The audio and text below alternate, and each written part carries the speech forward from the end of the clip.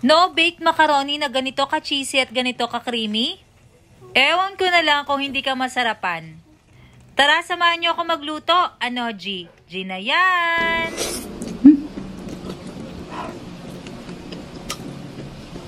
Sobrang sarap. Oo.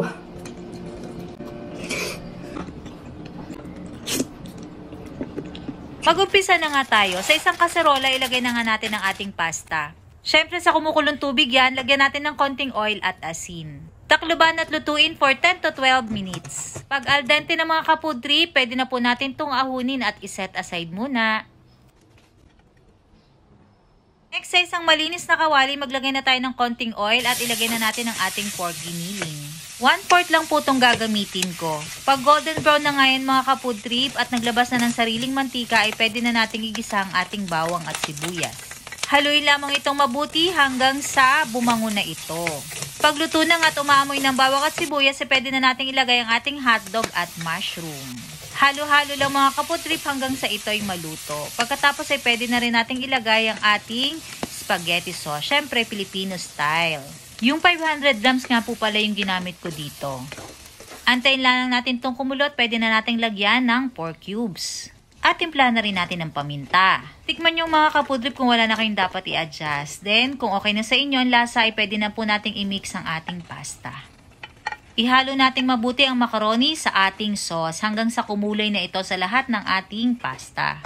Pagkatapos nga ng 48 years na paghahalo, ayan na nga po ang itsura ng ating pasta. O, diba? Ang sarap na. Luto na yun mga kapudrip, i-set aside muna natin. Sa pang malinis na pan ay maglagay na nga tayo ng butter. Pagkatapos, maglagay na tayo ng 2 kutsarang harina, 2 to 3 tablespoon po. Haluin itong mabuti at ilagay na natin ang ating evap milk. Yung maliit na lata lamang po ang aking ginamit. Pagkatapos ay naglagay din po ako ng heavy cream. So, kalahati lang po nito ang gagamitin ko. Next na po natin ang ating quick melt cheese. Ilagay na po natin yan at haluin lamang nating mabuti. Pag tunaw na ating cheese at na-chip na natin ang ganitong thickness, pwede na yun mga kaputrip. Buhos na nga natin yan sa ating nagawang pasta. Grabe, natatakam na rin ba kayo? Dito pa lang ay takam na ako mga kapudrip. At para mas cheesy nga ay lagyan natin ng mozzarella cheese. Ito po ay optional kung gusto nyo lang. Syempre, hindi pwedeng mawala ang dried parsley. Yan, takloban natin. At ayun na nga mga kapudrip, luto na nga po ang ating no-bake macaroni.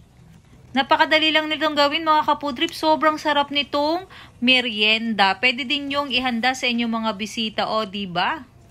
Itsura pa lang talaga namang magugutom ka. So, ano pa hinihintay nyo? Tikiman time! Yan yung sobrang cheesy tsaka sobrang creamy.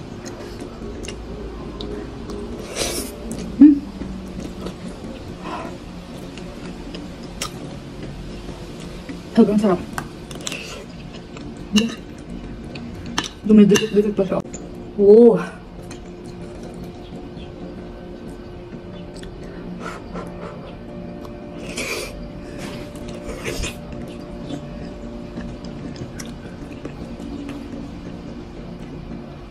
Itong gusto ko sa Bake Mac na hindi bake.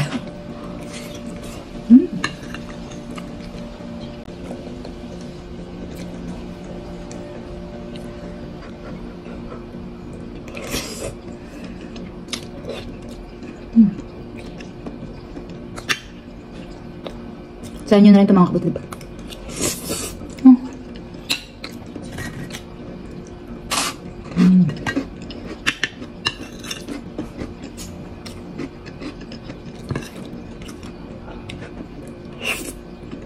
Lang po. Thanks for watching. Last bite.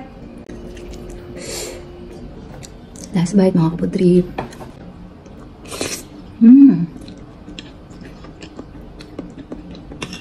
Sarap na mozzarella. Luto na rin kayo mga kapudrip. Bye! Share nyo rin itong video na to para maluto ng iba. Thanks for watching. Bye!